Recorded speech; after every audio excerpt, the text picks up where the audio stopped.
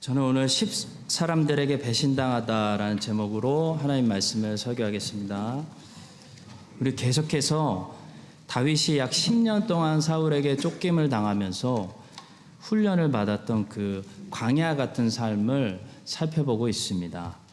우리는 광야를 별로 좋아하지 않고 가나안 땅을 좋아합니다. 그런데 이스라엘의 역사를 보면 때로는 불평도 많이 했고 잘못을 많이 했어도 광야에서는 이스라엘이 하나님 한 분만을 따릅니다. 하나님 한 분만을 바라보았습니다. 근데 가나안 땅에 정착한 후부터는 이스라엘의 눈에 하나님만 보이는 것이 아니고 하나님 외에 다른 것들도 함께 보이기 시작했습니다. 하나님도 그 사실을 기억하시고 이스라엘이 광야에서 하나님만 바라보고 따랐던 그 시절을 어느 정도 청년의 때, 그러니까 좋았던 시절로 인정하고 계시는 그런 말씀이 있습니다. 예레미야 2장 2절에서 하신 말씀입니다.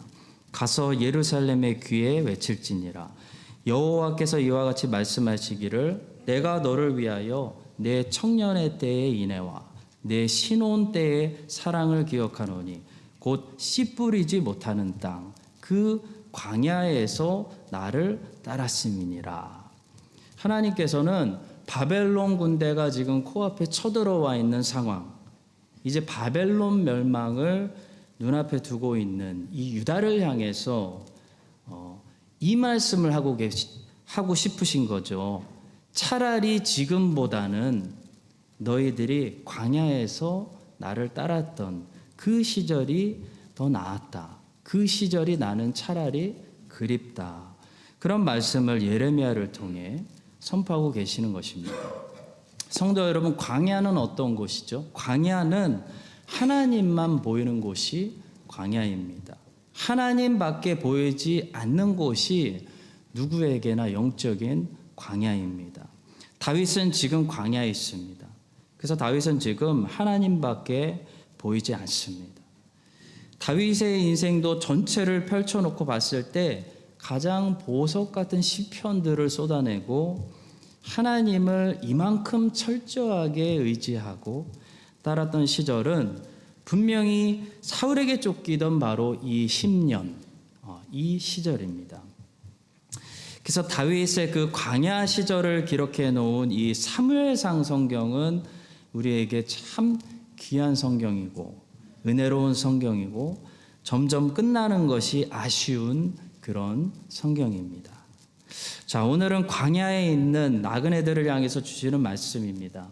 하나님밖에 없는 사람들, 하나님만 의지해야 되고 하나님밖에 보이지 않는 사람들, 그런 다윗 같은 형편에 처한 사람들에게 하나님께서는 오늘 뭐라고 말씀하실까요? 첫 번째는 사람들을 의지하지 말고 계속 하나님만 의지하라 라고 말씀하십니다. 우리 지난주에 다윗이 그일라 사람들을 구원해 주었는데도 그일라 사람들이 다윗을 사울에게 팔아넘긴 것을 보았습니다. 그리고 이번 주에도 2주 연속 이 10사람들이 다윗을 숨겨주고 보호해 주는 것이 아니라 사울에게 다윗의 위치를 알려주고 있는 것을 보게 됩니다. 자, 그런데 이 사실이 다윗을 더 아프게 하는 이유가 있습니다. 다윗에게 이 사실이 더 큰 고통을 주는 이유가 있는데요. 왜냐하면 그일라 사람들이나 10사람들은 유다 지파 사람들이었기 때문입니다. 유다 지파 사람들이라면 다윗이 지금 기름 부음 받은 거 온 이스라엘이 알고 있는 상황인데 자기네들은 다윗을 숨겨주고 다윗을 지지해 줄만 한 거죠. 그런데도 유다 지파 사람들마저도 사울에게 잘 보이려고 다윗을 팔아넘겼다는 거예요. 한마디로 다윗은 배신을 당한 겁니다. 성도 여러분, 배신 당하신 적 있으신가요? 배신은 그냥 거부당하는 거와 다른 겁니다. 다윗이 그일라 사람들과 10사람들에게 당한 것은 그냥 rejection, 거부가 아니었고요. 배신이었어요. 그래서 더 큰 아픔이 있었다는 거죠. 마치 우리 주님께서 가롯 유다에게 배신당하신 것과 같은 겁니다. 우리 주님을 거부하는, 리젝트하는 사람들은 원래 많았습니다. 그러나 우리 주님께서 유다에게 당하신 것은 리젝트가 아니라 배신이었기 때문에 더 큰 고통이었던 거죠.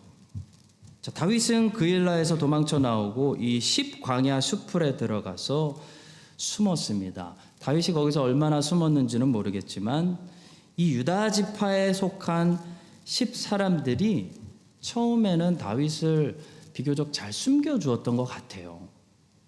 자, 그러다가 나중에 이 사람들이 배신해서 사울에게 다윗이 여기 있습니다 라고 가룟 유다처럼 일러 바친 겁니다. 그랬을 때 이 다윗이 당한 상처가 얼마나 컸을까요? 10사람들이 다윗을 그렇게 배신하고 사울에게 자기 위치를 알려줬을 때 다윗이 너무 아파서 기록한 시편이 있습니다. 시편 54편입니다. 이 시편의 제목은 이렇게 적혀 있습니다. 다윗의 마스길, 인도자를 따라 현악에 맞춘 노래. 10사람이 사울에게 이르러 말하기를 다윗이 우리가 있는 곳에 숨지 아니하였나이까 하던 때에 기록했습니다. 자, 거기서 다윗은 이 10사람들을 뭐라고 부르냐면 낯선 사람들이라고 부르고 있습니다. 그런데 10사람들은 다윗에게 사실 낯선 사람들이 아니었습니다. 같은 유다 지파의 형제들로서 지금까지 다윗을 보호해주고 숨겨준 사람들이었죠. 그런데 그렇게 믿었던 사람들이 다윗에게 등 돌리고 배신하고 팔아넘겼습니다. 그래서 다윗은 고백하는 거예요. 알고 보니 이 사람들마저도 그저 나에게는 낯선 사람들, 먼 사람들이구나, 낯설게 느껴지는구나, 그렇게 고백하고 있는 것입니다. 시편 54편 3절의 말씀입니다. 낯선 자들이 일어나 나를 치고 포악한 자들이 나의 생명을 수색하며 하나님을 자기 앞에 두지 아니하였음이니이다. 그리고 시편 54편의 결론이 뭘까요? 다윗이 이런 아픈 배신당하고 나서 내리는 최종 결론의 고백은 하나님 한 분밖에 제가 의지할 곳이 없습니다 라는 고백이에요. 성도 여러분, 10광야 숲풀에 있을 때 처음에 다윗은 여기는 좀 안전하겠다 라고, 이 사람들은 좀 괜찮겠다 라고 생각했던 것 같아요. 다윗은 거기서 요나단도 만났습니다. 요나단이 다윗을 만나기 위해서 그때 사울 몰래 목숨 걸고 찾아와서 위로해 주었던 곳이 바로 여기 10광야 숲풀 지역입니다. 자, 근데 그때 요나단이 다윗에게 해준 위로의 말이 너무나 중요합니다. 요나단이 다윗이 거기서 배신당하기 전에 이 10광야 숲풀에 찾아와서 뭐라고 말했냐면 이렇게 말했습니다. 15절과 16절입니다. 다윗이 사울이 자기의 생명을 빼앗으려고 나온 것을 보았으므로 그가 10광야 숲풀에 있었더니 사울의 아들 요나단이 일어나 숲풀에 들어가서 다윗에게 이르되 그에게 하나님을 힘있게 의지하게 하였는데 라고 말합니다. 요나단은 마치 하나님이 다윗에게 보낸 선지자처럼 다윗에게 찾아가서 사람 의지하지 말고 다윗이 하나님을 의지하도록 이끌어준 아주 중요한 역할을 해줬다는 거죠. 요나단은 다윗에게 한마디로 이렇게 말한 겁니다. 다윗아, 나도 어디까지 너를 도와줄 수 있을지 몰라. 그러니까 나도 믿지 말고 여기 있는 10사람들, 내 형제들이라고 해서 이 사람들 지금 잘해준다고 해서 이 사람들도 믿지 말고 너는 계속해서 너의 하나님 여호와만 의지해라. 이렇게 위로하고 떠났다는 거예요. 요나단은 정말 멋진 사람입니다. 우리가 사람들을 의지하고 싶을 때 여기는 좀 안전할 것 같아. 이 사람들은 좀 믿을 수 있을 것 같아. 라는 생각이 들 때마다 하나님께서 여러분과 저에게 요나단 같은 사람들을 보내주셔서 하나님을 힘있게 의지하도록 말씀해 주시기를 간절히 소망합니다. 다윗이 요나단의 충고를 얼마나 잘 들었는지는 모르겠어요. 또 다윗이 그 후로 10광야 숲풀에서 얼마 동안이나 잘 지냈는지도 자세히 나와 있지 않습니다. 근데 분명한 것은 요나단의 충고대로 일이 터졌다는 거예요. 잘 지냈는데 여기 10사람들은 좀 다를 줄 알았는데 결국 그들도 다윗을 버리고 사울에게 다윗을 팔아버리는 그런 배신을 다윗이 당했다는 겁니다. 또 당했어요. 그때 다윗이 시편 54편을 통해서 그런 고백을 하는 거죠. 나에게는 결국 하나님밖에 없습니다. 라는 고백을 하는 것이 시편 54편이에요. 하나님이여 주의 이름으로 나를 구원하시고 주의 힘으로 나를 변호하소서. 하나님 내 기도를 들으시고 내 입의 말에 귀를 기울여 주세요. 하나님은 나를 돕는 분이시고 주께서 내 생명을 붙들어 주시는 줄 제가 믿습니다. 다윗의 고백입니다. 제가 멜번에서 대학 다닐 때 IT를 공부했는데요. 그때 기억하는 아주 재미있는 뉴스 기사가 있었습니다. 마이크로소프트가 한참 해마다 발전하면서 온 세상이 지금은 이제 다 디지털 세상이지만 그때는 아날로그에서 디지털로 바뀌려고 할 때였어요. 그때 마이크로소프트가 굉장히 잘 나갔습니다. 그래서 자만해져 가지고 미국의 제일 큰 자동차 회사였던 제너럴 모터스를 막 조롱하면서 자신들을 그들과 비교하며 자랑하는 그런 글을 올린 적이 있습니다. 그때 이제 자동차 업계가 많이 힘들었거든요. 그때 이제 제너럴 모터스는 한참 경기가 안 좋았습니다. 그때 제 기억으로 마이크로소프트가 이런 글을 올렸어요. 만약에 GM이 우리 회사만큼만 지난 10년 동안 꾸준히 성장하고 발전했다면 우리는 지금쯤 하늘을 나는 자동차를 타고 있을 것이다. 라고 선제 공격을 날렸습니다. IT는 해마다 엄청난 속도로 업그레이드 되고 있었습니다. 근데 자동차 업계들은 기술이 멈춰 있었다. 뭐 그런 얘기겠죠. 그런데 GM이 거기에 답변을 달았습니다. 그 답변을 제가 잊을 수가 없어요. 기가 막혔습니다. 자세히 기억은 나지 않지만 대충 이런 내용이었습니다. 만약에 우리 GM이 지난 10년 동안 마이크로소프트 같이 기업이 운영되었다면 우리는 고속도로에서 갑자기 이유 없이 자동차가 프리즈되고 자주 리스타트를 해야 되는 그런 형편없는 자동차를 타고 있을 것이다. 라고 굉장히 스마트하게 받아쳤습니다. 자, 성도 여러분, 컴퓨터는 작업하다가 갑자기 얼어붙고 말 안 들으면은 솔직히 다시 리스타트 하면 됩니다. 사람들은 그래서 신기하게도 컴퓨터가 말을 잘 안 듣는 부분에 관해서는 생각보다 관대합니다. 근데 자동차가 시동이 꺼졌다. 이거는 큰 문제인 거예요. 자동차가 주행 중에 말을 안 듣는다? 그런 사람들은 거기에 대해서는 관대할 수가 없습니다. 왜 그렇죠? 심각한 문제예요. 목숨이 걸려있는 문제이기 때문입니다.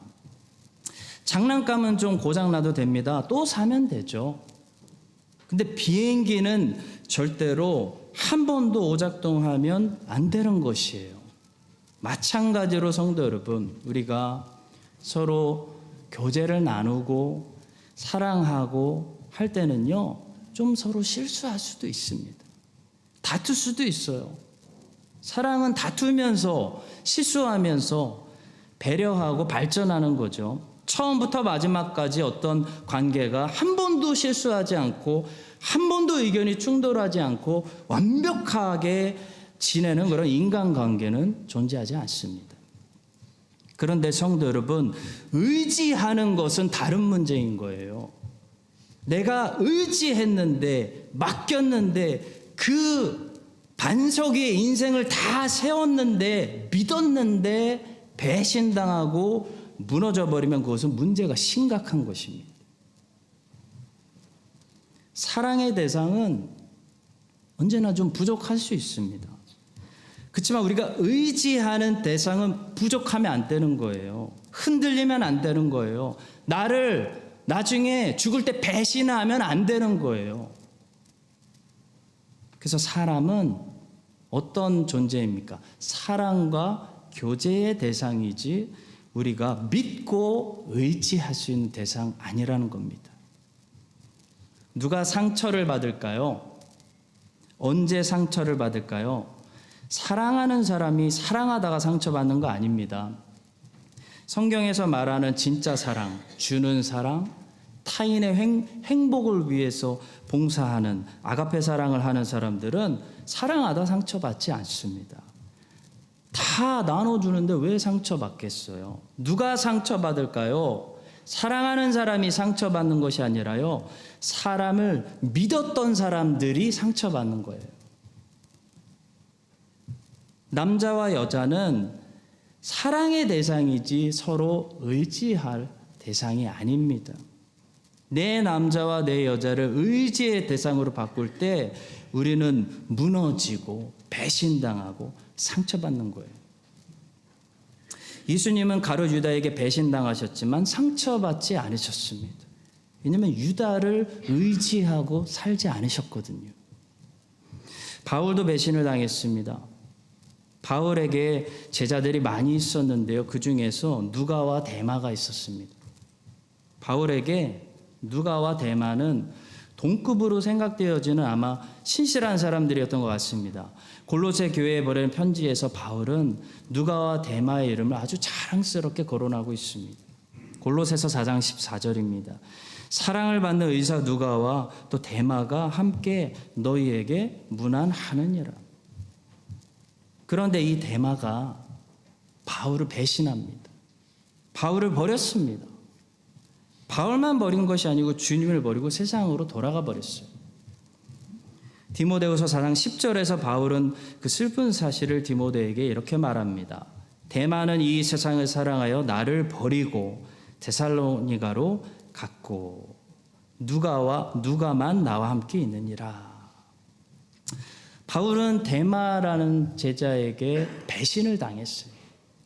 그런데도 바울은 상처받지 않았습니다. 왜냐하면 바울은 데마를 사랑했지만, 데마와 오랜 시간 동안 교제를 나눴지만 데마를 의지하지 않았기 때문이에요. 성도 여러분, 우리는 사랑 때문에 상처받는 게 아니에요. 우리가 성경적인 아가페 사랑하고 있다면 우리는 상처받지 않습니다. 우리는 내가 믿고 있는 사람에게 배신당하거나 내가 의지하고 있는 것들이 무너질 때 상처받는 거예요. 돈을 의지했는데 돈이 무너지니까 상처받는 거예요. 자식을 믿었는데 자식이 떠나니까 상처받는 거예요. 사랑의 대상은 언제나 부족하고 연약해도 괜찮아요. 우리 사랑할 수 있어요. 근데 의지의 대상은 연약하면 안 돼요. 실수도 해서는 안 돼요. 무너지면 안 되는 것입니다. 흔들리면 안 되는 것입니다. 왜 우리가 서로 사람들을 사랑하되 서로 의지하지 말고 하나님만 의지해야 됩니까? 우린 사람들이라 흔들리기 때문이고요. 변하기 때문이고요. 10년 후에 아무도 장담할 수 없기 때문이고요. 하나님은 어제나 오늘이나 내일이나 10년 후에나 신실하시기 때문입니다. 요나단이 다윗에게 찾아가서 다윗이 사람들을 의지하지 말고 하나님 힘있게 의지하게 하였던 것처럼 오늘 성령 하나님께서 우리로 하여금 사람들 의지하지 않고 하나님을 힘있게 의지하도록 믿음 더하여 주시기를 예수님의 이름으로 간절히 축복합니다. 자, 두 번째로 광야에 있는 주의 백성들에게 주시는 메시지가 있어요. 하나님께서 여러분들을 놀라운 방법으로 보호하신다라는 말씀입니다. 하나님께서는 여러 가지 방법으로 하나님의 자녀들을 보호하시는 분입니다. 오늘 본문에 나오는 이 다윗을 보호하시는 아주 특별한 하나님의 보호 방법을 좀 보겠습니다. 주목할 필요가 있습니다. 자, 본문에 보시면 매우 심각한 상황이었어요. 사울이 이번에는 다윗의 코앞에까지 쫓아와가지고 거의 다윗을 잡으려고 했던 그런 상황입니다. 당시 위급했던 상황을 우리에게 이렇게 말씀합니다. 26절. 사울이 산 이쪽으로 가매 다윗과 그의 사람들은 산 저쪽으로 가며 다윗이 사울을 두려워하여 급히 피하려 하였습니다. 이는 사울과 그의 사람들이 다윗과 그의 사람들을 애워싸고 잡으려 함이었더라. 굉장히 위급한, 다 잡은 상황이었습니다. 근데 갑자기 사울에게 어떤 소식이 들려오는데요. 블레셋 사람들이 쳐들어왔다는 소식을 듣게 됩니다. 그래서 사울이 다윗 쫓기를 멈추고 돌이켜서 블레셋 사람들에게로 갔다라는 말씀을 우리가 듣게 됩니다. 27절과 28절입니다. 전령이 사울에게 와서 이르되 급히 오소서 블레셋 사람들이 땅을 침노하나이다. 이에 사울이 다윗 뒤쫓기를 그치고 돌아와 블레셋 사람들을 치러 갔으므로 그것을 셀라하마 느곳이라 칭하니라. 근데 참 이상한 것은요. 사울이 언제부터 이렇게 자기 나라를 생각했는지, 블레셋 사람들이 쳐들어왔다고 해서 사울이 갑자기 다윗 쫓기를 멈추고 돌아간다는 것은 참 이상한 구절입니다. 혹시 지난주에 기억하세요? 지난주에 우리가 살펴봤는데 사울은 블레셋 사람들이 유다 지파에게 속했던 그일라 지역을 쳐들어와서 막 짓밟았는데도 무관심했습니다. 관심도 없었어요. 사울의 관심은 오로지 다윗 쫓기만을 강행했던 그런 왕이었습니다. 그런데 본문에서는 사울이 갑자기 돌변했어요. 다윗을 거의 붙잡은 그 상황에서 블레셋 사람들이 쳐들어왔다는 소식을 듣고 사울이 다윗 쫓기를 포기하고 블레셋 사람들과 싸우러 돌이켰다는 것은 정말 믿기 어려운 그런 이상한 행동입니다. 그래서 성경학자들은 머리가 아플 수밖에 없습니다. 어떤 성경학자는 이런 해석을 했어요. 아마도 이번에는 블레셋 사람들이 사울이 아끼는 곳을 쳐들어왔다든지 사울의 신경을 건드릴 만한 어떤 장소를 침략했기 때문에 사울이 이번에는 다윗 쫓기를 포기하고 돌이킬 수밖에 없었다. 그런 해석도 있습니다. 자, 성도 여러분, 어쨌든 우리가 보게 되는 것은 하나님께서 다윗을 지키시는 데 사용하시는 놀라운 방법입니다. 제가 꼭 짚어드리고 싶은 부분은 이것입니다. 블레셋 사람들은 지금 다윗 구출하려고 쳐들어온 것이 아니었다는 거예요. 블레셋 사람들은 사울의 관심을 자기들에게 돌리려고, 그래서 다윗 도망가게 하려고 딱 이때에 맞춰서 그 장소를 공격한 것이 전혀 아니었다는 사실을 저는 주목하고 싶은 거예요. 근데 공교롭게도 블레셋 사람들이 때마침 그때 쳐들어와 줬고 또 사울의 신경을 건드릴 만한 거기를 때려줬기 때문에 그것이 사울에게 타격이 돼서 사울이 돌아갔다는 겁니다. 이 사실에 대해서는 블레셋 사람들이 계획한 것도 아니고요, 의도한 것도 아니고요, 전혀 모르고 있는 상황입니다. 저는 여기서 이런 결론을 얻습니다. 하나님께서는 누가 도움으로 의도하지 않은 것들도 우리에게 도움이 되도록 바꾸시는 분이라는 사실이에요. 성도 여러분, 하나님이 우리를 도우실 때 우리를 도와줄 수 있는 만한 사람들을 찾으셔야 한다고 생각하지 마시기 바랍니다. 우리에게 도움이 될 만한 좋은 것들이 하나님께 있어야지만 하나님이 우리를 도우실 수 있다라고 생각하면요, 우리는 아직도 하나님을 너무 모르고 있는 거예요. 하나님이 우리를 도우실 때는 우리에게 도움이 될 만한 것들을 필요로 하시는 분이 아닙니다. 우리에게 해가 되는 원수들마저도 우리에게 도움이 되도록 만드시는 분이 우리 하나님이시라는 사실이에요. 원수들이, 블레셋 사람들이 갑자기 자기를 돕게 만드시는 하나님을 다윗은 지금 경험하고 있는 중입니다. 성도 여러분, 인생은 모든 사람들이 우리를 도와주려고 하는 거 아닙니다. 착각하지 맙시다. 모든 사람들이 항상 우리 편 아닙니다. 근데 우리가 하나님의 편에 서 있으면요, 하나님께서 모든 사람들이 우리를 돕도록 사용하실 수 있다는 사실은 우리가 믿어야 된다는 거예요. 경험하셔야 된다는 거예요.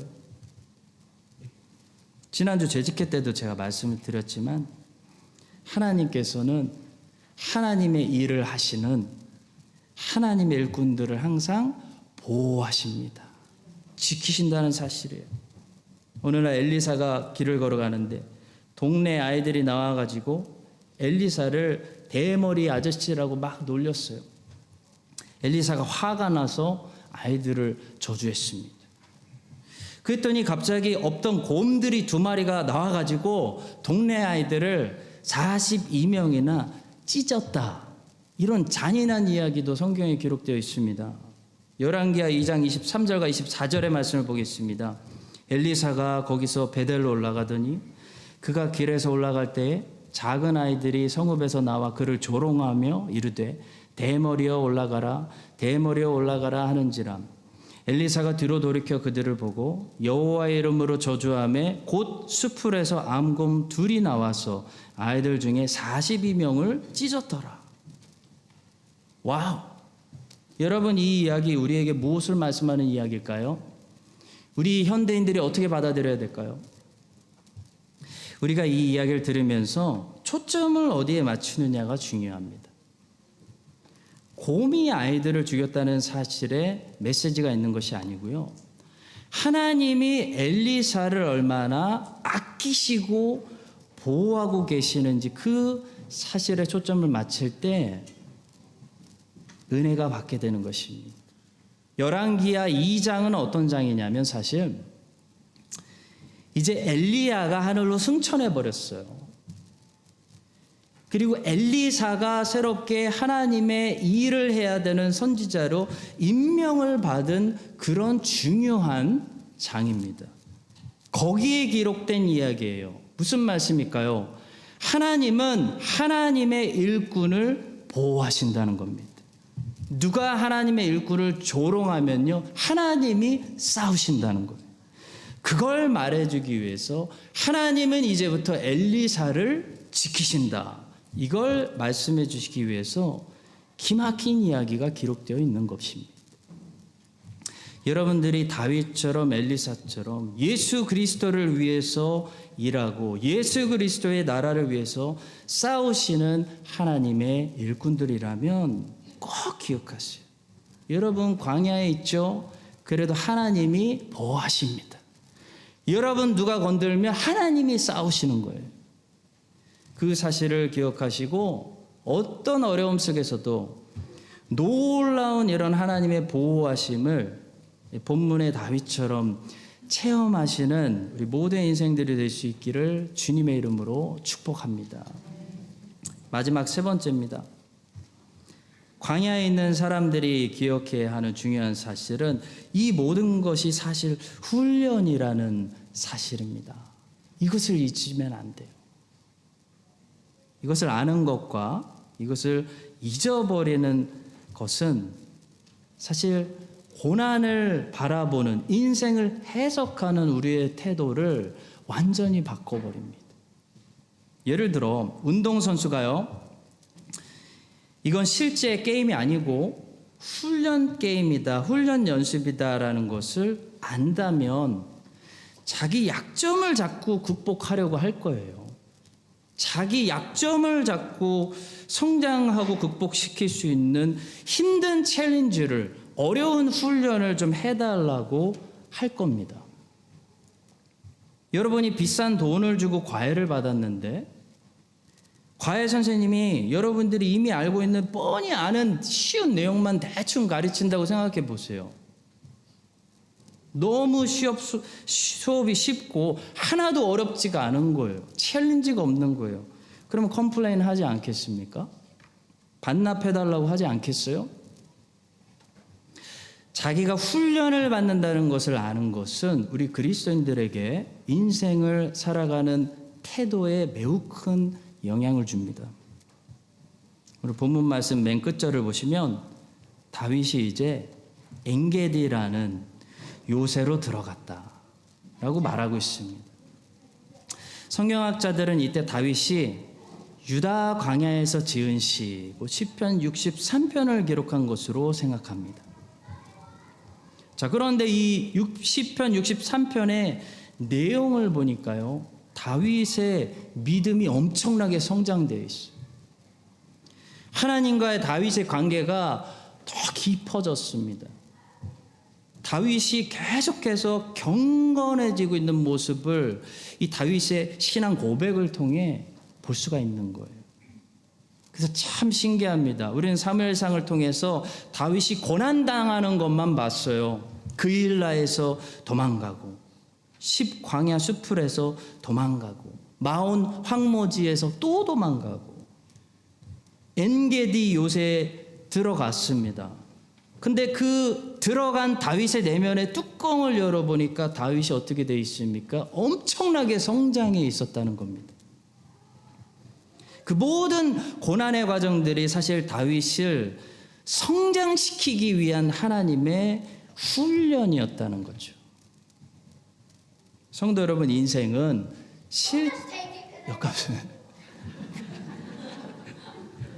그래, 알았어. 인생은 실전이면서 훈련입니다. 인생은 연습이 아니라 분명히 실전이죠. 그래서 잘해야 됩니다. 그러나 인생을 실전이라고만 생각하시면 안 됩니다.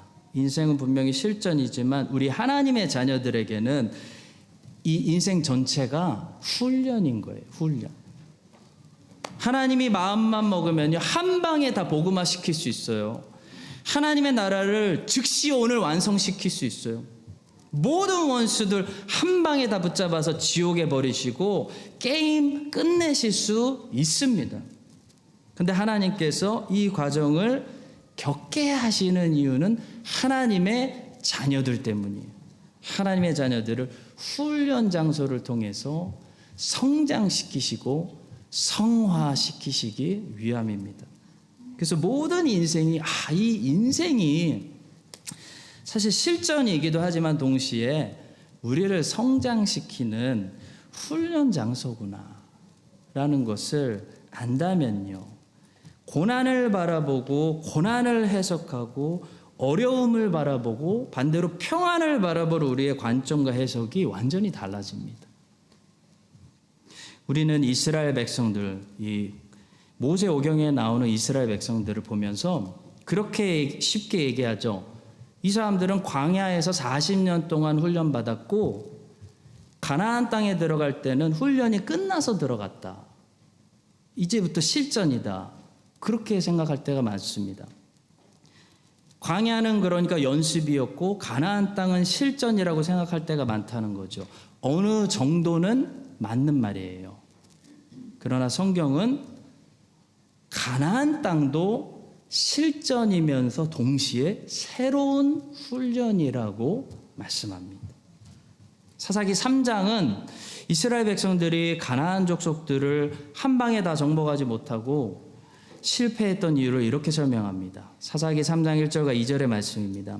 여호와께서 가나안의 모든 전쟁들을 알지 못한 이스라엘을 시험하려 하시며 이스라엘 자손의 세대 중에 아직 전쟁을 알지 못하는 자들에게 그것을 가르쳐 알게 하려 하사 남겨두신 이방 민족들은 하면서 가나안 땅에 여전히 남아있는 족속들의 이름들을 쭉 열거하십니다. 그리고 하나님이 그들을 남겨두신 이유를 더 구체적으로 4절에서 이렇게 말씀하세요. 남겨두신 이 이방 민족들로 이스라엘을 시험하사. 다시 말하면 이 이방 민족들로 하나님의 자녀들을 훈련하사 여호와께서 모세를 통하여 그들의 조상들에게 이르신 명령들을 순종하는지 알고자 하셨더라 라고 말씀합니다. 하나님께서 이스라엘 백성들이 단번에 가나안 족속들을 진멸하고 정복하는데 실패하게 허락하신 이유는 가나안 땅에 남아있는 족속들을 가지고 가나안 정복 전쟁을 해보지 못한 새로운 세대의 하나님의 자녀들을 훈련하시기 위함이었다는 것입니다. 자, 사랑하는 성도 여러분, 이스라엘 백성들 광야에서 40년 동안 훈련받고 가나안 땅에 들어가서 이제 제대하고 실전을 산 것이 아니었습니다. 이스라엘 백성들 광야에서 40년 동안 광야 훈련 받은 거고요. 가나안 땅에 들어가서 물론 어느 정도 상을 받고 젖과 꿀을 누리면서 동시에 새로운 훈련 받은 거예요. 우리 인생 전체가 항상 그런 거예요. 인생 전체가 사실 우리 모든 그리스도인들에게 하나를 제대하면은 상도 주시고 그러나 또 새로운 훈련이 시작되는 그런 훈련 장소인 것입니다. 그렇다면 고난과 어려움, 챌린지를 바라보는 우리 해석이 달라지죠. 우리는 비싼 돈을 들여서 일부러 어려운 영어 수업을 과외받기 원하는 사람들이에요. 신앙도 마찬가지입니다. 우리가 성장하기 원하고 성화되기 원하고 다윗처럼 좀 더 온전해지기 원한다면 우리는 이 인생의 훈련 장소에서 겪게 되는 이 모든 고난들, 어려움들, 챌린지들, 하나님이 심어놓으신 그 사람들 너무 싫어하면 안 된다는 겁니다. 물론 우리가 믿음이 약해서 하나님 고난 좀 더 주세요라고 기도는 못하겠어요, 솔직히. 그렇지만 하나님께서 적당히 보내시는 고난들을 너무 싫어하시면 안 된다는 거예요. 이런 고백을 드릴 수 있어야 된다는 겁니다. 시편 119편 71절의 말씀이에요. 고난당한 것이 내게 유익이라. 이로 말미암아 내가 주의 율례들을 배우게 되었나이다. 만약 우리에게 아무런 고통이 없다, 고통이 없다면 우리는 이 땅에서 편할 수는 있겠지만 분명히 성장은 거기서 멈출 것입니다. 성장통이라는 것이 있지 않습니까? 성장할 때 겪는 고통입니다. 고통당하면 우리는 고통만 당하지 않고 반드시 성장도 함께합니다. 고통이 없는 것은 복이 아니에요. 저주예요. 성장이 더 이상 멈췄다는 뜻입니다. 다윗은 이리저리 지금 막 도망다니면서 고통만 당하고 있는 것 같지만 다윗의 쏟아내는 시편을 보면 분명히 성장하고 있습니다. 아름다운 사람으로 이스라엘을 다스릴 수 있는 왕으로 만들어지고 있는 것이에요. 이 사실을 우리가 기억하고 하나님의 훈련 장소인 이 땅의 인생 전체에서 하나님이 허락하시는 우리가 감당할 수 있을 만한 시험들만 주실 때에 그 시험이 우리를 실족하게 하는 것이 아니라 다윗처럼 언제나 성장시킨다는 거, 절대로 실족시키지 않고 성화시킨다는 거, 온전한 하나님의 자녀들로 자라나게 하는 그런 하나님의 은혜가 여러분들 모두에게 늘 함께 하시기를 고난 가운데서도 지키시는 예수 그리스도의 이름으로 간절히 축원합니다. 기도하겠습니다. 고난을 허락하시는 하나님 아버지, 고난이 우리에게 온전히 유익만 되게 하시고 우리가 감당할 만한 시험만 주실 줄 믿사오며 또 앞으로 30년 시험 당할 때마다 다윗처럼 피할 길을 보여주실 것을 믿고 미리 하나님을 찬송합니다. 우리 광야 가운데 있는 성도들, 광야를 지금까지 헤쳐나온 성도들, 또 새로운 광야의 삶을 훈련 장소에 들어갈 때 주님 매일 성령으로 힘주시고 위로해 주시며 이 광야를 끝까지 다 지나 온전한 모습으로 성화되어 예수님 앞에 아름다운 신부의 옷을 입고 나아갈 수 있도록 이끌어 주시옵소서. 예수 그리스도의 이름으로 기도합니다. 아멘.